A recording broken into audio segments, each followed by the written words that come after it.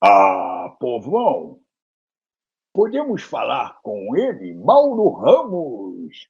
Ele está aqui no SpiderCast. Venham ouvir. Spidercast, o podcast de cultura geek. Saudações, sejam bem-vindos a mais um episódio do Spidercast. Eu sou o jornalista Alfredo Carvalho e hoje, galera, recebo aqui no programa uma das vozes mais icônicas, da qual eu tenho certeza que marcou a infância, a adolescência e também vida adulta de muitos de vocês, porque essa pessoa continua ativa até hoje. Mas antes de seguirmos aqui com o convidado, eu gostaria de falar rapidamente que o Spidercast é um apoiador do movimento Dublagem Viva. Não tenho interesse em ver interpretações artificiais, prefiro continuar vendo o talento dessa galera, que é um trabalho com alma e que nos faz gostar tanto da dublagem brasileira. Dito isso, nosso convidado é um grande exemplo deste talento que eu mencionei aqui. Entre os personagens que ele já emprestou sua voz, temos aí o Sully de Monstros S.A., Shrek, da franquia Shrek, Pumba, de Timão e Pumba, e o JJ Jameson, também no game do Marvel Spider-Man 1 e 2, e vários outros. Converso hoje com o grande Mauro Ramos. Tudo bem contigo? Oi, boa noite, né? Apesar de ainda estar em verão, claro, é boa noite, né? Como vai, meu filho? Tudo bem? Tudo ótimo, graças a Deus. Melhor agora, né? Um grande abraço para todas as pessoas que estão ouvindo. É um grande prazer ter você aqui no nosso programa aqui, ainda mais para falar desse trabalho. Sou seu fã, né? Eu acho que, como eu mencionei ali anteriormente, eu cresci ouvindo sua voz, né? Isso já virou um bordão de todo fã. Quanto mais a gente vai envelhecendo, mais eles falam isso. Não tem jeito, né? Tipo, a gente cresce aí e fica naquela curiosidade, pô, mas quem é que dá a voz para aquele personagem? Quando a gente entende que existe uma profissão por trás disso, a gente quer conhecer a pessoa que faz esse trabalho, né? É verdade. Temos uma tradição aqui nesse programa, porque assim, as pessoas que nos acompanham aqui é uma galera que gosta de ampliar seus conhecimentos, né? Gosta de receber indicações. Então, eu sei que o seu tempo livre é uma coisa muito rara, né? A profissão de vocês exige muito disso, mas o que vocês têm consumido aí? O que o senhor tem consumido da cultura pop aí ultimamente? Seja filme, seja livro, que você possa estar indicando para o pessoal que nos escuta. Bom, de filme, eu vejo pouco filme ultimamente, né, por causa do trabalho, e então não posso te recomendar muitas coisas recentes. Né? Não, sem problema. Eu sou um cara que estou na antiga ainda, né? Uhum. Eu ainda tenho aquele aparelho de DVD que ninguém mais usa, mas eu estou cheio de DVD em casa. E de vez em quando eu sento para ver, principalmente musical americano, francês, essas coisas. Então, o que eu recomendo é que as pessoas vejam cinema, de qualquer maneira.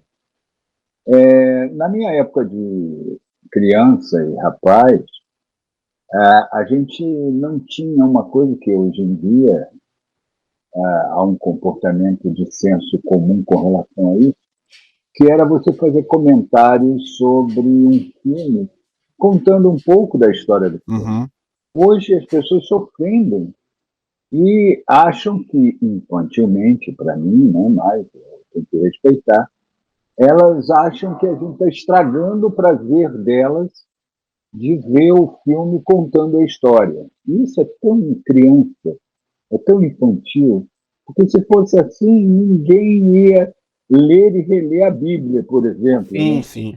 Porque vai assistir um seriado, vai assistir um filme contando a vida de Jesus, o cara vai comentar e vai contar, porque parece que grande parte do mundo ocidental conhece a história de Jesus, e o pessoal diz, não conta a história não, pô, tá estragando. Que negócio é esse? Entendeu? Então, eu acho isso curioso, eu respeito, mas eu acho isso tão infantil. Na minha época, a gente se reunia na esquina. Quando o cara ia ao cinema, a gente perguntava assim que ele chegava, e aí, como é que foi o filme? O cara contava e a gente ficava com a curiosidade aguçada para ir ao cinema ver Uhum. aquela coisa que o cara tinha falado. E, de repente, muitas vezes era igual a impressão, mas muitas vezes a expectativa que ele criou entre os colegas, é, para aquela pessoa, pessoalmente, o filme não criava essa balbúrdia toda. Né? Então, para mim, eu sempre vi as coisas com bastante. Sem ligar, né? Uhum. Porque, para você ter uma ideia, eu sou de uma geração, que é a primeira geração da babá eletrônica aqui no Brasil, em que a gente assistia muito filme, desenho animado, seriado na televisão, e os seriados não eram como hoje. Os seriados primeiro levavam semanas. Sim, Dos Estados Unidos levavam anos para chegar aqui. Depois os seriados levavam semanas. sim, sim. E depois, quando acabava aquela temporada e a gente não sabia se ia ter ou não, a gente via os episódios de Sim. novo, porque passava outra vez. Eu- E os desenhos a mesma coisa.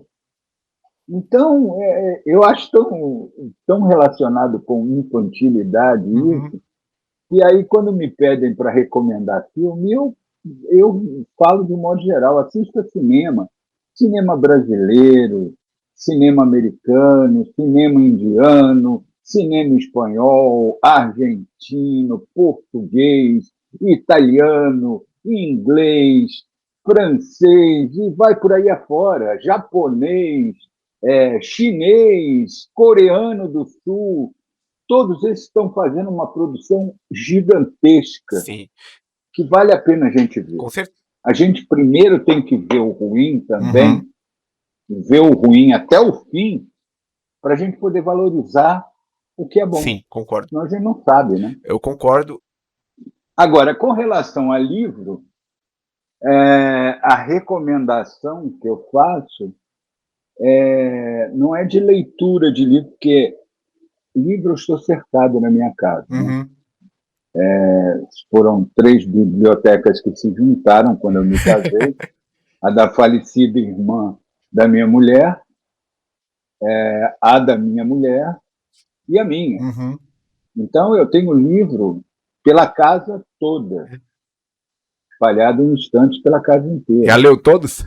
Então, não todos, mas bastante mesmo. E a gente fica lendo também, né? Mas hoje em dia eu estou um pouquinho menos ativo com relação à leitura imediata, porque eu estou completando o 5º ano em que eu entrei para uma atividade chamada narração de audiolivro. Ah, eu tô ligado.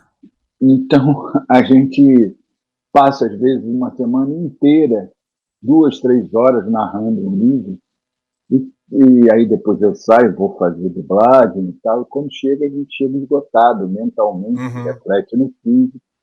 E aí, bicho, eu não estou a fim de pegar um livro para ler, só uma revistinha, um livro infantil com gravura, porque senão não dá, né?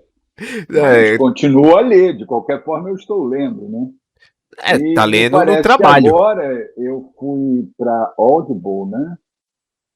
A Audible me chamou para gravar audiolivros e eles lançaram, com o lançamento deles aqui, essa plataforma de audioleitura, né? Hum? No Brasil, eles me chamaram para a leitura do principal produto deles na ocasião, que foi o primeiro livro do Senhor dos Anéis, do Tolkien. Sim, E, gigantesco. e ainda vão lançar agora, por esse mês aí, no outro, ou no outro, não sei, os 2 outros livros, né? Que o Sociedade do Anel já foi lançado, Uhum. espero que o pessoal goste bastante, e Boa. depois vai vir As Duas Torres e O Retorno do Rei. É essa a minha recomendação. Nesse do Senhor dos Anéis, o senhor tá fazendo a narração A ou narração. a narração dele geral, não é nenhum personagem específico, né? Não, eu narro de uma forma que a maior parte dos narradores não faz. Por causa da minha experiência como ator e, consequentemente, como Uhum, radioator e como dublador, eu uhum, acabo fazendo como eu faço com as crianças, como eu fiz com meus filhos e tal. Infelizmente, por causa da distância, ainda não fiz com a minha neta, mas possivelmente vou fazer, ler as histórias interpretando os personagens, entendeu? ah, legal. E aí eu espero que o pessoal goste. Está lá na Audible, só ir lá e verificar o meu trabalho. Com certeza deve estar legal pra caramba. Né? Espero que esteja.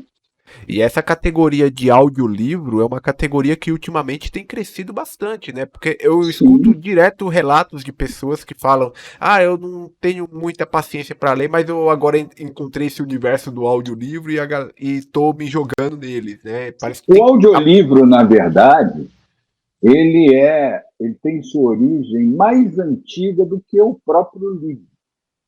Uhum. Como assim? As sociedades antigas se formaram e como é que seus ensinamentos eram passados se não havia escrita? Era pela oralidade. Sim, Muitos mitos foram criados, mitos intricados, como o fenícios e outros, né, da antiguidade, e depois os gregos, os romanos, que assimilaram bastante coisa dos gregos, o pessoal do Oriente Médio, do Oriente. Então, tinha muita oralidade. A partir do momento em que a humanidade começou a criar, foi uma coisa dispersa pelo mundo inteiro, e a gente não sabe quem foi que inventou, foram várias pessoas que foram adaptando a sim, oralidade, aí criou-se a escrita para se guardar informações. E o conceito de livro veio depois, mas não era o livro como a gente imagina, era o livro em pedras, sim. e era em pergaminhos, e aquele nomezinho difícil, Felipe Vicente, um negócio assim. E, quer dizer, o pessoal ouvia todos os seus ensinamentos através do outro. Então, dos mais idosos, mais experientes, dos mais entendidos. E aí, o que acontece agora no século XXI, com a expansão do audiolivro, que é uma continuação do que foi no século XX o rádio Uhum. e as atividades radiofônicas com relação a histórias, que eram contadas através da oralidade. Você imaginava como você, quando lê um livro, imagina. E o Sim, sim. audiolivro é a mesma coisa, só que você tem uma pessoa para contar como era há séculos atrás. Só que com uma nova tecnologia, um outro meio de difusão. Mas é isso, né?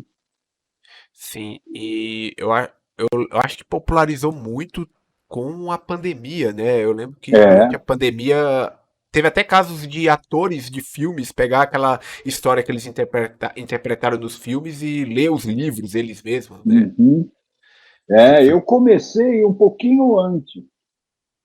Me parece que eu comecei em 2018 a ler. foi uns 2 anos antes da pandemia.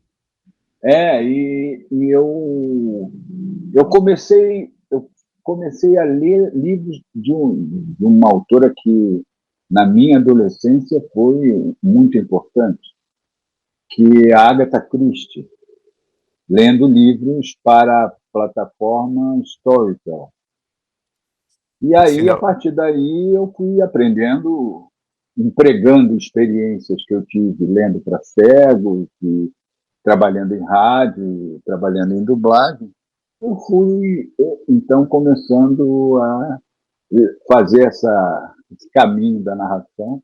que hoje em dia já espero estar consagrado e não esqueçam de mim. Com certeza. Por sinal, eu tô lendo aqui um livro da Agatha Christie também. Que é... É o Assassinato no Expresso do Oriente.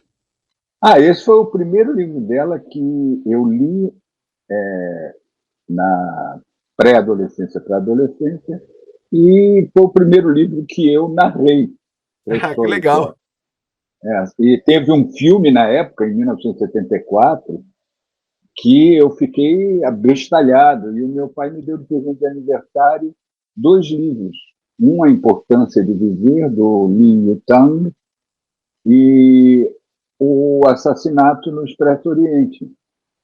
E aí eu fiquei, foi uma coisa assim, meio obsessiva com ela, e depois Uhum. eu comecei a ler outros autores, Somerset Maugham e outros, né? Até Edgar Allan Poe, que eu achava que Uhum. era só um gótico, quando eu vi, foi o cara que praticamente inventou a literatura policial, né? Sim. Então eu aí, a partir desse livro e dessa história e dessa autora, que eu fui por esses caminhos do detetive, detetivesco, essas coisas Uhum. todas. E olha só que curioso. O senhor falou aí que foi um presente de aniversário que o senhor ganhou, e esse livro aqui que eu tô lendo também foi um presente de aniversário que eu ganhei, que eu fiz aniversário Olha, em 30 de janeiro, né? E aí uma amiga. parabéns, aquariano também, né? Obrigado. Eu E, faço no dia 13 de fevereiro. tá pertinho. Aqui da data que E é estamos o gravando. mesmo dia de aniversário do falecido Isaac Bardavi, meu grande amigo. Pô, o grande Isaac Madavi. Deixa saudade, viu? É, Você está ouvindo Spidercast, o podcast de cultura geek. Sei que você está envolvido em várias partes assim, do se diz, do universo artístico, né? Eu queria saber como foi que esse universo artístico entrou na sua vida a ponto de você falar, putz, eu quero trabalhar com isso. foi como foi necessidade de me sustentar e sustentar minha família.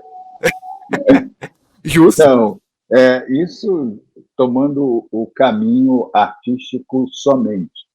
Eu Uhum. trabalhei em muitas atividades antes de me firmar como ator, em outras atividades, inclusive algumas eu detestava, mas tinha que ganhar, ganhava uma mixaria, mas tinha que me sustentar. Sim, sim. Essa pergunta sua é muito curiosa, porque há alguns anos eu pensando sobre o meu caminho profissional, de um modo geral, e eu vi que a própria vida foi me preparando para fazer o que eu faço hoje. Uhum. Eu, desde garoto, quando comecei a ler, e quem me ensinou a ler e a escrever foram 2 pessoas. Uma foi a minha primeira professora, a dona Áurea dos Santos Feniano, lá no Rio de Janeiro, Sim. e outro foi o meu avô, Ah, que legal. o capitão Eugênio Batista Ramos, mineiro de boa cepa, como ele dizia, e ele e ali, a partir dali, eu comecei a ler tudo. Então, eu leio tanto e leio tão variadamente que eu até digo para o pessoal que eu leio até porta de banheiro público, entendeu? Eu não paro de ler. E eu fui tendo contato com esses mundos, né? Tinha uma coleção que saía na banca de jornal, e quando eu fiquei um ano preso a uma cama por causa de uma hepatite que quase me matou, aos 10 anos de idade, eu tinha um tio Benedito, que ele me visitava de vez em quando, porque eu estava tratando dentro de casa, minha mãe não queria me deixar em hospital.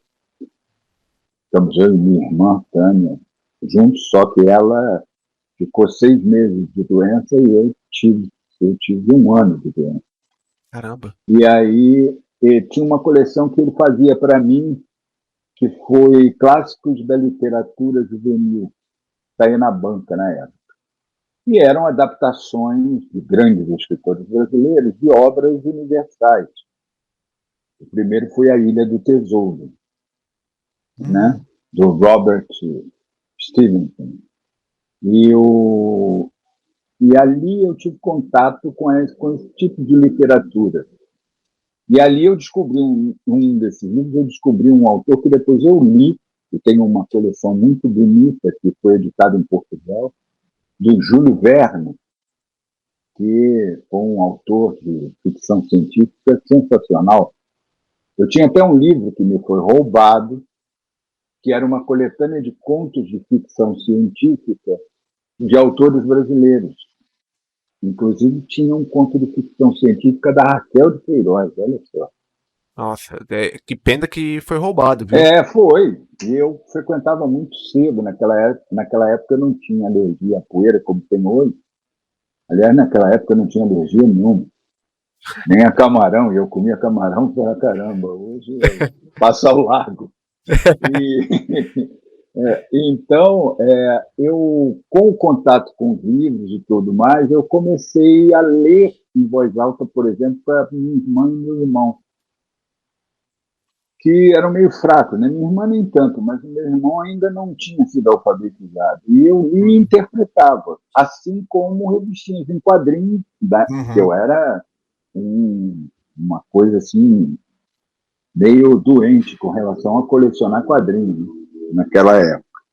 E deixava de lanchar na escola para economizar o dinheiro para poder ir na banca comprar quadrinhos ou ir no sebo comprar livro. Quadrinhos, muito bom. E aí eu fazia teatrinho com bonecos, que hoje são chamados de action figures, né? Dessa forma aculturada, mas na nossa época eram bonequinhos. Era bonequinho. A gente não deixam de ser bonequinhos, são bonecos. As meninas naquela época era muito dicotômico nisso, né? Meninas tinham bonecas, meninos tinham bonecos. Era bem assim mesmo. Era bem assim. Então, eu pegava na janela da minha casa, eu morava numa espécie de vila, em Vila Valqueire, lá no Rio de Janeiro. O pessoal pagava 5 centavos de cruzeiro para eu fazer um teatrinho na janela do meu quarto, e foi juntando um monte de gente.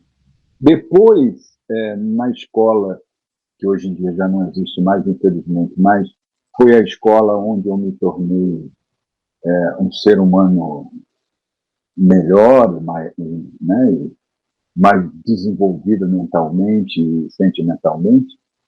Foi o Colégio Arte e Instrução, no Rio de Janeiro, e ali eu estudei, trabalhei e morei, inclusive, dentro de um camarim que o pessoal que gostava de mim fez a reforma do teatro.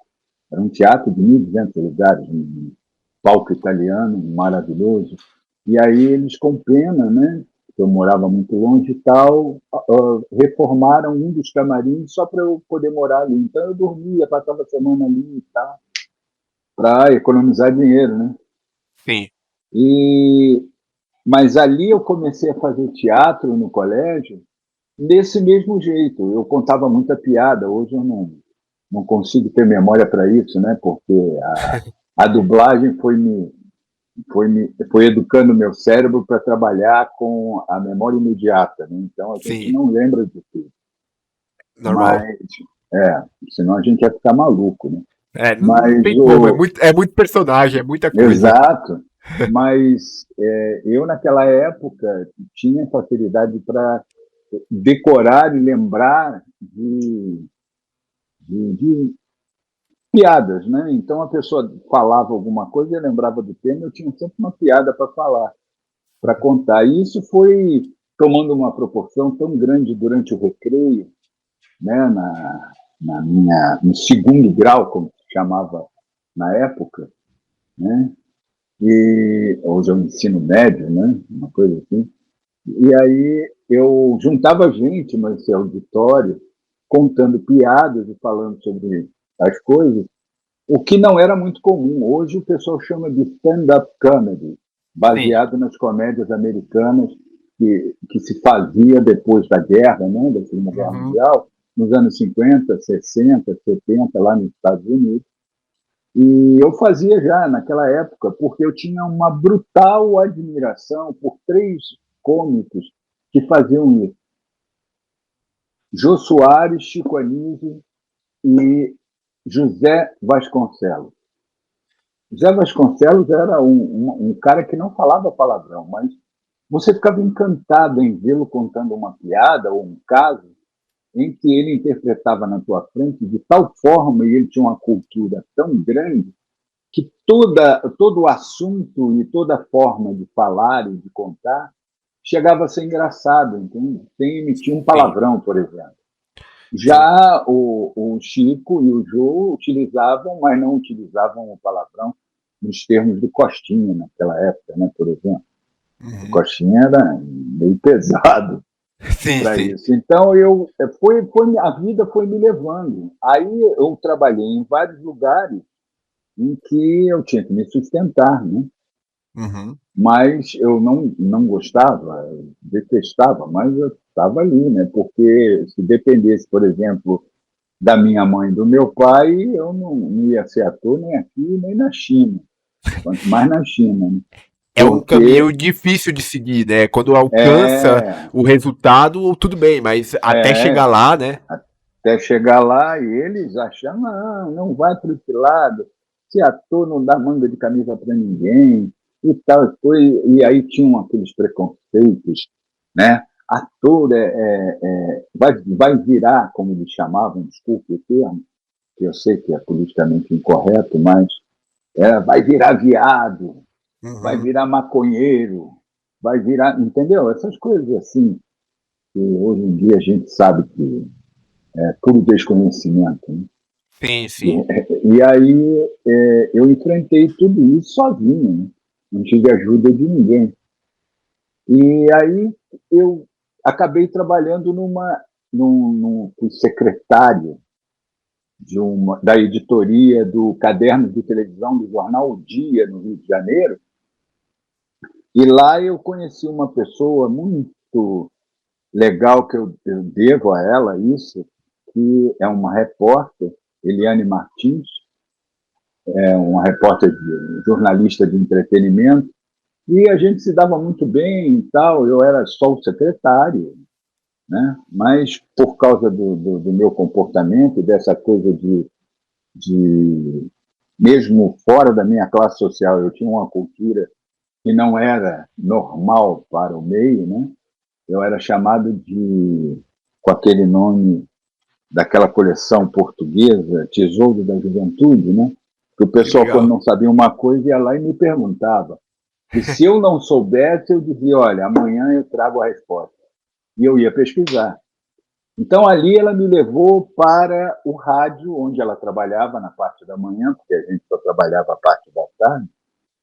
E lá eu conheci outra pessoa que foi muito importante para mim, com quem eu aprendi muito, com os colegas da produção, mas foi com a titular do programa, que foi a Cidinha Campos, né, na rádio Super Rádio Tupi. Aí Uhum. acabei entrando para o radioteatro da emissora, por causa de um programa para o qual fui convidado para substituir um colega que tinha entrado de férias, e aí acabei ficando, fui chamado para ficar, que é um programa que existe até hoje, chamado Patrulha da Cidade. Ah, eu já ouvi falar. E aí, ali foi se desenvolvendo, e eu conheci ali, na mesma situação em que eu entrei, uma pessoa que foi substituir um colega nosso que tinha entrado de férias.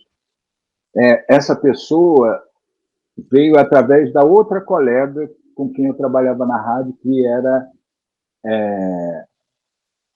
uma, uma grande radioatriz da época da Tupi, e ela, então, chamou esse colega para ajudar e substituir o outro que tinha saído, e eu acabei conhecendo o, uma das pessoas mais importantes da minha vida, que foi o Mário Monjardim Filho, o Monja, que muita gente conhece pelas vozes do Pernalonga, durante mais de Caraca. 30 anos, e do Salsicha, do Scooby-Doo, por mais de 30 anos. Pô, lenda também, Hoje em deixa eu... dia, a Warner substituiu ele, antes dele falecer, pelo Alexandre Moreno Foi. no Pernalonga, e hoje tinha sido uma Cade Misita que tinha feito, e depois botaram como é que é o nome daquele menino? Bem, esqueci. A velhice é uma merda, vou logo adiantando. Então a gente acaba Tranquilo. esquecendo. Então eu fui acabar na dublagem através dali. Aldenora Santos me chamou para trabalhar dentro da emissora, no Rádio Teatro, fazendo um quadro num programa que era Incrível, Fantástico, Extraordinário, que tinha uma tradição de rádio muito grande, e a Cordélia Santos, que era minha amiga, que era a radioatriz da Patrulha, foi que chamou o Mário Monjardim, e que, sem eu saber, ela simplesmente falou: dá uma oportunidade para o menino, ele tem 2 crianças, ele faz muitos tipos, de repente ele se dá bem na dublagem. E eu fui 3 vezes na Herbert Richards, eu nunca tinha pisado num estúdio de dublagem. Grande Achei Herbert. aquilo ali uma coisa doida, né? Uhum. E aí, depois da terceira vez que eu fui lá, ele fez um teste comigo, num desenho, não me pergunte qual, porque eu estava tão nervoso que eu não me lembro. E aí, ao fazer um teste onde eu achei que eu estava uma porcaria, ele me levou até a superintendência da empresa, que era um dos filhos do Herbert Wilson, e aí eu, no dia 15 de março de 1989, fui contratado pela Herbert Richards e estou na dublagem desde então. Contratado no exato ano que eu nasci. Olha, foi o ano em que meu filho também nasceu, o Guilherme, porque eu entrei no dia 15 de março e ele nasceu no dia 28 de março. Minha Então, filha, Fernanda, já tinha nascido um ano e pouco depois. estamos Um ano aí e pouco quase. antes, aliás, desculpa, um ano e pouco antes. Eu, Então, eu tinha trabalhado em coisas como vender jornal, Gazeta Mercantil, que é um jornal difícil de vender para o diabo. E Por aí, quê? cara, Por quê? Que era porque difícil é de vender. financeiro, Ah, só tá. financeiro. E É difícil. eu era de uma força-tarefa que era para vender para as pessoas de um modo geral. E a penetração do jornal era uma penetração só para negócios, não era uma apresentação como outros jornais, como o Globo, o Dia, Uhum. a Luta Democrática, a Folha de São Paulo, o Estado de São Paulo, entendeu? O Povo na Rua, essas coisas não tinham penetração popular. Era muito Então, específico. e eu ralei para caramba, mas só consegui vender uma assinatura. Foi horrível, mas foi vantajoso porque eu consegui, tinha um bom plano de saúde e meu filho nasceu sob as égides desse plano de saúde. Que Então é legal. isso. A vida foi me levando, eu pensando nisso, a vida foi me levando, foi me levando, foi me levando. Isso aqui, ó, agora é o seu lugar. E eu acabei me dedicando, eu tinha passado 10 anos, os primeiros 10 anos de carreira, trabalhando só em teatro, e logo nos últimos anos desses 10 anos em rádio. E aí depois eu continuei trabalhando um pouco mais com rádio, mas fui me dedicando à dublagem a partir do momento em que eu consegui me sentir capaz de ser diretor de dublagem, eu fui diretor de dublagem durante bastante tempo, aí eu parei com as outras atividades, né? Os Uhum. outros nichos do trabalho de ator para me dedicar somente à dublagem. E estou até aí. Agora tem essa coisa da narração e espero que me sustente pelo menos por mais uns 10 anos para organizar minha vida. Os filhos já Não, estão criados, cada um já tem a sua vida e tudo mais, e eu espero poder arregimentar minha vida para eu poder passar uma velhice, pelo menos para não dar trabalho para ninguém, entendeu? Não, mas com um trabalho bom desses aí não tem como não dar certo, pô. Porque é um negócio. Não tem, a gente conversa com o senhor Hum. e eu, na mesma hora a gente já lembra daquele trabalho. E por que que a gente lembra? Porque é um negócio que ficou muito icônico, é muito. É bem feito e ele é muito memorável, sabe? E não é todo mundo que consegue fazer isso. Ah, sim. Quando me perguntam, eu digo que a pessoa, para ter o pendor para ser dublador, o fato da pessoa ser ator não quer dizer que ela tenha necessariamente pendor para ser Sim. dublador, porque nem todo ator consegue dublar com eficiência, né? Uhum. A dublagem, para mim, como não era para o meu grande amigo Isaac Bardavi, a dublagem é uma técnica, na minha opinião. É um Sim. nicho onde você emprega uma técnica completamente diferente da técnica do teatro, da técnica do rádio, da técnica do cinema, Uhum. mas eu acho que arte dentro da dublagem é a interpretação de cada ator ou atriz. Exatamente. Aí é que tem a arte. A arte da interpretação, ela está contida em todos esses nichos da profissão. Mas a dublagem é uma técnica, que hoje em dia tem uma técnica em que a gente antigamente precisava ter um reflexo muito mais ágil do que tem hoje, porque a gente não tinha nenhum recurso para encaixar na boca certinho, como tem hoje alguns softwares de gravação, como o Pro Tools, né? Sim. Então, se o colega ou a colega, o diretor acha que a inflexão que ele deu, a interpretação que ele deu naquela ceninha foi ótima, ele só ajusta, né, o captador de áudio, ele só ajusta ali para ficar certinho no sincronismo. São E, facilidades que a tecnologia proporciona com o tempo, né? exatamente. Só não dá para acabar com a profissão, né? Como Não, a pelo amor de Deus. inteligência artificial que está querendo. O problema não é a inteligência artificial. O problema é o emprego Sim, que dão a essa inteligência artificial. Ou algumas pessoas fazem, porque você não pode impedir o progresso. Não, substituir uma profissão pelo progresso, isso já acontece, mas você tem que tomar o cuidado de que, quando você termina uma profissão, aquelas pessoas que viviam daquela profissão, elas têm que ser cooptadas por outras, sim, porque elas têm que continuar a viver, a se sustentar.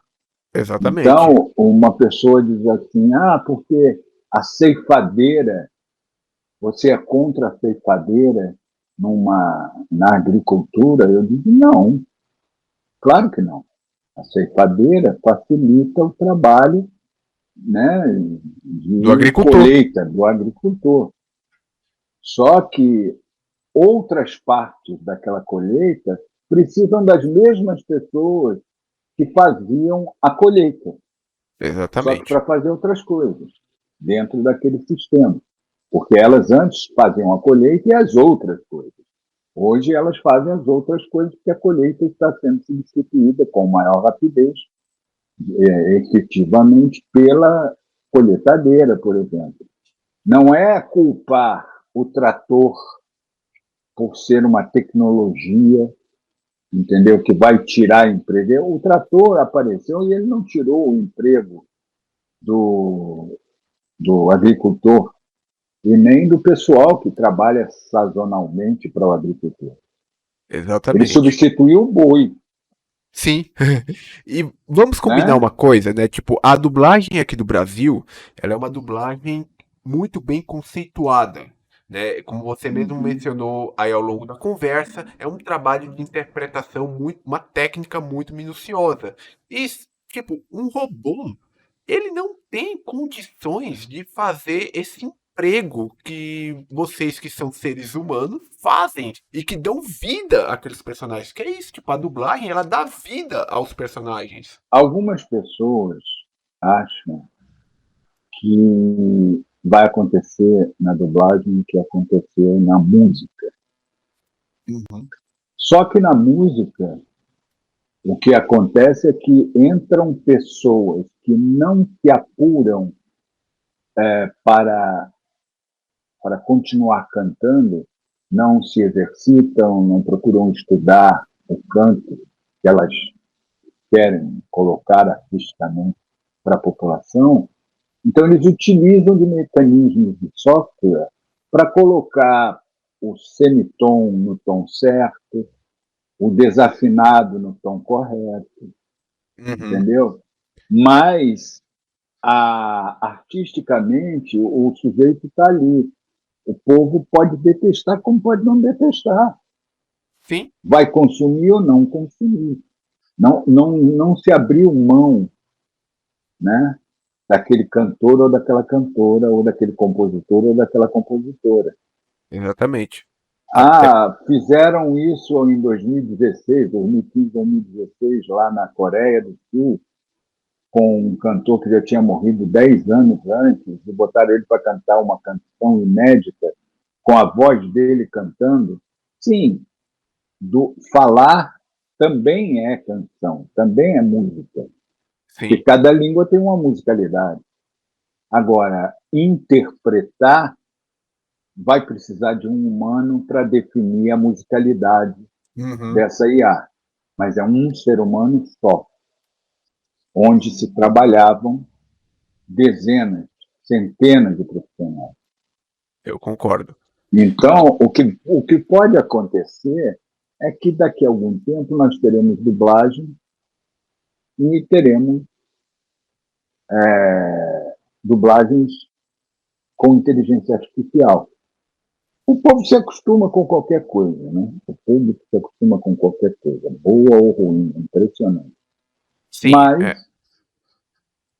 mas isso quem vai definir é o público, que eu insisto desde a década de 90, eu falo, quando esse assunto aparece. O fã, principalmente hoje em dia, é primordial para o processo da dublagem que o fã tenha consciência de que ele é um consumidor. Uhum.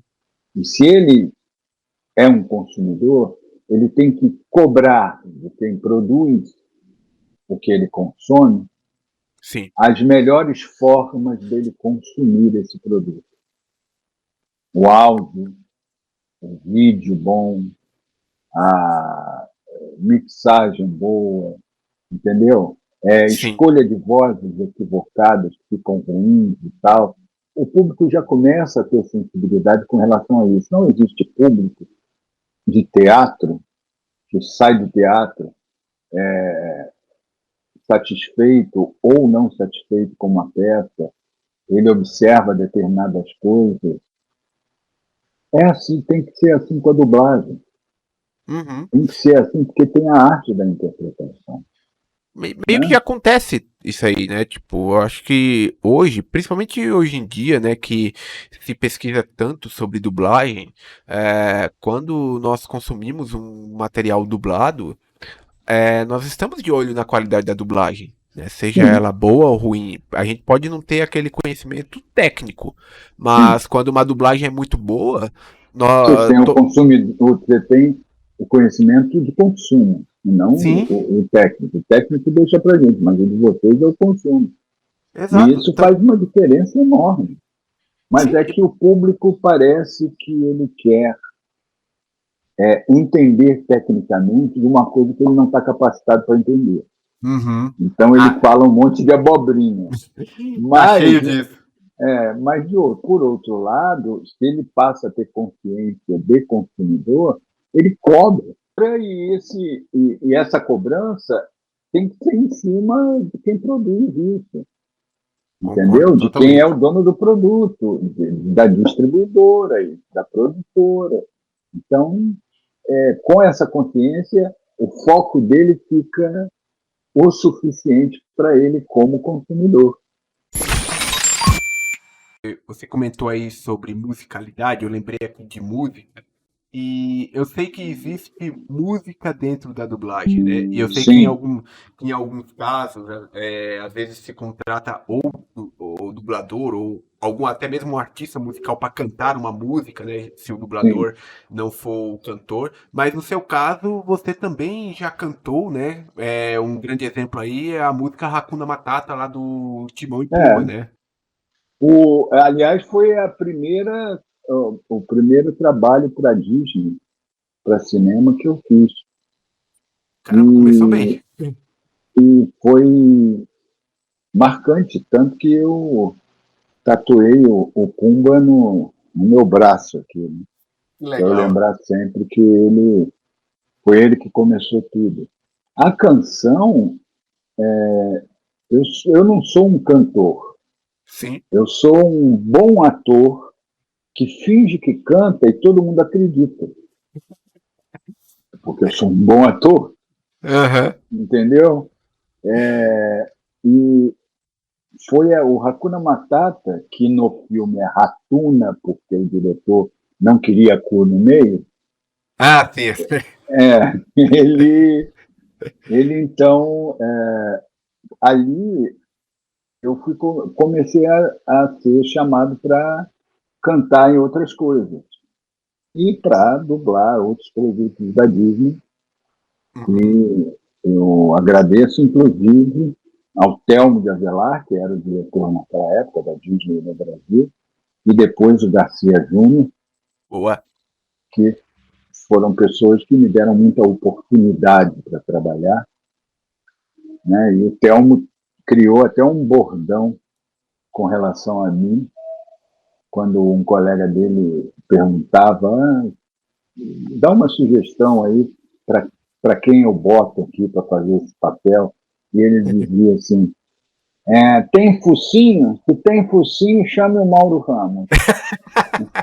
E eu fiquei... Porque naquela época a gente era escalado pelo physique de rôle, né? Aham. Como se diz no teatro. Então eu passei alguns meses da minha vida profissional na Herbert Richards fazendo 3 tipos de trabalho e suas variações.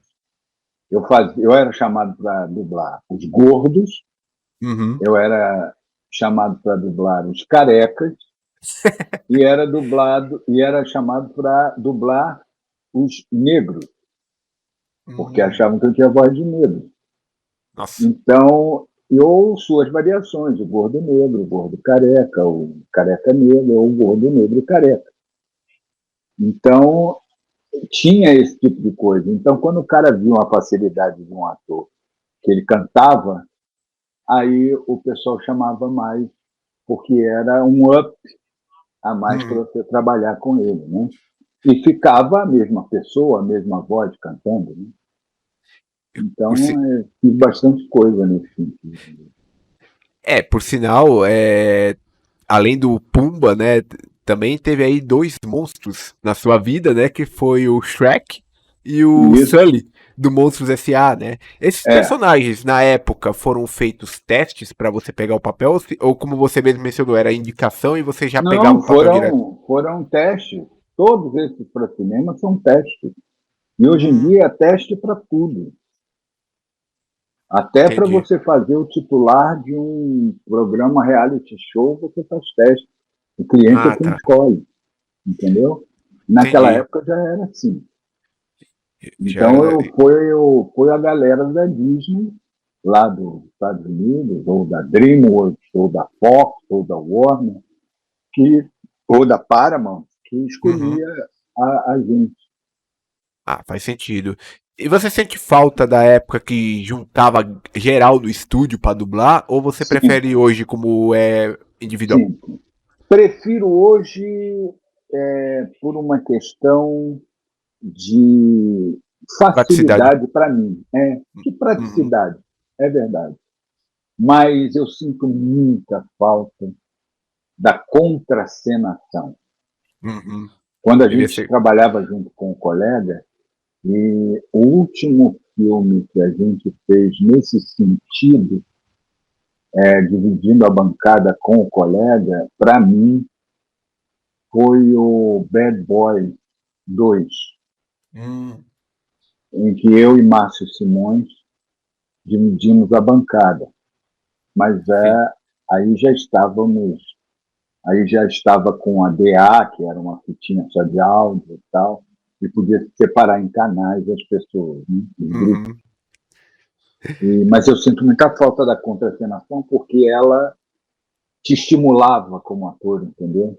Sim. O, Você responder à altura às inflexões do colega que estava interpretando, é entendeu? Era muito o legal. calor humano, né? Artisticamente, para mim, que sou ator, sempre fui, é muito melhor, sabe? Monólogo, para mim, o cara tem que ser um ator ou uma atriz excepcionais Sim. para ele manter a atenção da plateia e emocionar a plateia como um todo, Uhum. senão ele não consegue e não é legal, entende? Por quê? Porque o teatro, para mim, também é participativo Sim. dentro ou na arena, ou no palco italiano, ou na rua, ou na Uhum. escadaria de não sei onde, entendeu? Quando a gente faz em qualquer lugar. Então, eu sinto muita falta da contracenação mesmo, mas a experiência de muitos anos, de mais de 20 anos trabalhando junto com outros colegas, aí isso me deu esse feedback legal para eu fazer o que eu faço hoje, porque todo mundo agora faz compartimentado, né? Os Sim. programas de computador, como o Pro Tools, eles têm um número X de canais para gravar, e é só você ter HD suficiente para poder arquivar esses canais todos. Facilitou bastante. E eu Uhum. quero agora comentar aqui um último trabalho aqui. Hum. Não o seu último trabalho que você fez, mas o último trabalho que eu separei aqui, que foi um trabalho que eu consumi recentemente, que na Hum. verdade é um trabalho de localização de games, né? Que Hum. foi o JJ Jameson, Ah, do sim. game do Homem-Aranha. Cara, eu eu rachava o bico com aqueles trechos do JJ Jameson, Ah, principalmente é? com a sua dublagem. Eu joguei o primeiro Marvel's Spider-Man de 2018, que foi dublado por você. E aí, quando eu Aham. fui jogar um game que antecedeu o segundo, que é o Miles Morales, foi um outro dublador. Até perguntei pro Arthur Machado, que dirigiu, né, o porquê Aham. que substituíram. Ele me explicou que na época não deu certo, enfim, né. E aí depois veio o segundo e eu fiquei muito feliz quando eu vi que era você que estava dublando de novo o JJ. Né? É, O segundo eu não dublei porque foi na época da pandemia. eu imaginei que foi por isso. Todo mundo estava com estúdios muito precários dentro de casa. E não podia sair. E houve Uhum. um problema lá e, infelizmente, alguns colegas de lá do Rio Grande do Sul, que foi quem fez a localização, esse pessoal se ofendeu quando eu cobrei para eles o que é profissional. E Sim. aí, fazer o quê, né? O outro colega foi lá e fez. Ele Ah, tinha entendi. condições. Então, tudo bem, né? Estamos aí. Nada é de ninguém na dublagem. Esse negócio de, é boneco, eu sou Uhum. o dublador oficial do fulano. Ninguém é. Quem manda hoje em dia é o distribuidor. Aliás, há muito tempo é ele que manda. Então, um É, distribuidor pode querer que um dublador faça determinado ator e outro distribuidor diz, não, eu prefiro fulano fazendo. E bota o fulano para fazer. Entendeu? Então, não nos pertence. Há uma visão, claro que uma visão de marketing, com uhum. relação a determinados atores em que as pessoas estão acostumadas a ouvir a voz Sim. daquele mesmo ator. Então, eles procuram fazer isso. Mas hoje em dia não tem. Eu, por exemplo, já fiz 3 filmes do Liam Neeson.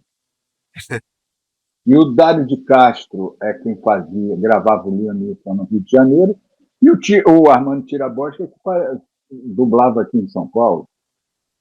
entendeu? Então, Sim. E eu dizia, olha, não é meu boneco. E o diretor dizia, mas eles querem você, não posso fazer nada. Entendeu? Porque o papel pediu uma pessoa com uma voz mais grave, porque o cara estava com a voz ficando envelhecida, aquela coisa toda, né? Quer dizer, aí é a opinião do dono da bola. Mas hoje em dia não tem. Eu tenho feito bastante filme, deixei de fazer uns 3 ou 4 do Kevin James, que fez.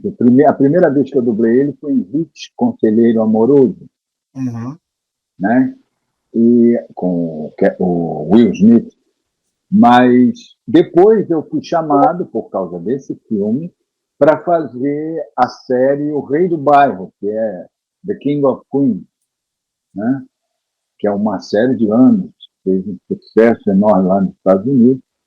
E aí eu fui chamado para fazer outros filmes do ator.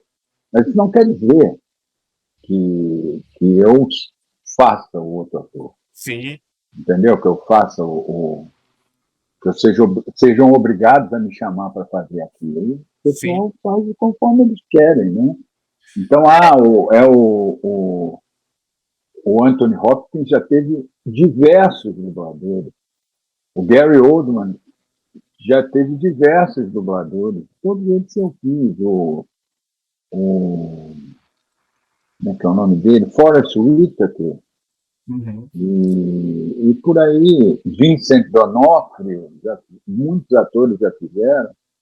E eu já fiz vários deles em vários filmes. Então, a minha preocupação maior nesse tipo de coisa, independente de que ator seja, de que trabalho seja, é procurar fazer o melhor possível no papel. Entendeu? Mesmo que seja com licença. Entende? Eu não vou dizer com licença. Só porque acho que na dublagem você tem que ter voz de locutor e fazer essa voz embostada. Não. Se o cara passa, te esbarra e o personagem diz, com licença, desculpe. Entendeu? É a reprodução exata do que está lá, né? A forma natural, dentro do modo do meu idioma, de falar e de reagir, que eu procuro colocar dentro daquele modo de reagir e falar de um outro país. É isso. A minha preocupação é fazer o melhor trabalho possível, independente do tamanho da personagem e tudo mais. Ficam falando, até bem pouco tempo, hoje em dia já não, mas até bem pouco tempo, falavam assim, não vou chamar você para fazer vozeria ou para fazer uns papeizinhos aí, umas dobras, porque você é Mauro Ramos. Eu disse, Mauro, eu sempre digo, eu sou Mauro Ramos e vivo disso, viu? É só me chamar, porque é o milho da galinha. Eu chego lá, faço 4 dobras, ganho 1 hora e vou para outro estúdio gravar. E é assim que eu vivo durante esses, vai fazer dia 15 de março, 35 anos, né? E às vezes eu passo por isso aqui no podcast, né? Tipo, eu chamo determinada pessoa, aí eu chamo uma outra pessoa e a pessoa fala assim, cara, você já chamou um fulano que é muito maior do que eu não tenho, quem sou eu para ir nesse podcast? Eu falo, meu irmão, se todo mundo que eu for chamar aqui, tipo, se eu chamo uma pessoa e eu só puder chamar daquela pessoa pra cima, acabou o podcast. Ligado? Sim, mas a gente tem, de um modo geral, a gente tem que chamar em todos os âmbitos, né? Sim, tipo, do grande, do pequeno, o importante é ter uma conversa, é isso. E a gente vai aprendendo sempre, né? Nas conversas. Por isso que eu gosto de conversar. Você está ouvindo Spidercast, o podcast de cultura geek. Mauro, brigadão pelo seu tempo aqui Obrigado comigo. a você pela lembrança do meu trabalho. Então, tamo junto demais aí. Portas abertas aí pra no futuro a gente vir aqui em futuros bate-papos também, né? Continuar essa história aí que a gente sabe que se a gente for aqui vai horas e horas, que eu sei que é muitas histórias, mas por hora eu vou deixar aqui o microfone aberto para você fazer sua divulgação, onde a galera pode encontrar você nas redes sociais, onde a galera pode acessar seu trabalho. O microfone é seu, brigadão mesmo pela... Posso levar para casa? O microfone é meu, posso levar para casa? Você não é o primeiro a fazer essa piada. É uma piada antiga. Isso que fazia na TV Record nos anos 60, meu amigo. Quando eu era garoto. Cara, o locutor chegava, o microfone é seu para as despedidas. Aí o Ronald Goliath. Ah, não! Então vou levar para casa, posso? Entendeu? Essa piada é eterna. Grande Golias. Gostava da escolinha do Golias. Então, bom, eu só tenho oficialmente uma mídia social que é do Instagram. Ué. Que é o Mauro Ramos Dublagem. Eu tive que é Mauro Ramos 37, um negócio assim, mas que, por causa do meu troglodismo, eu esqueci senha e era outro negócio, né? Outro e-mail, essas coisas todas. Então, lá não tem nenhuma atividade. É o mesmo do Facebook, que eu já não entro no Facebook tem quase 12 anos. Né? Tá perdendo nada. Então, eu tenho um pouco de saudade do Orkut, mas também tudo bem. Então eu estou ali no Instagram, Mauro Ramos Dublagem, e quem quiser visitar, eu posto pouco, porque no final das contas eu sou uma pessoa meio tímida.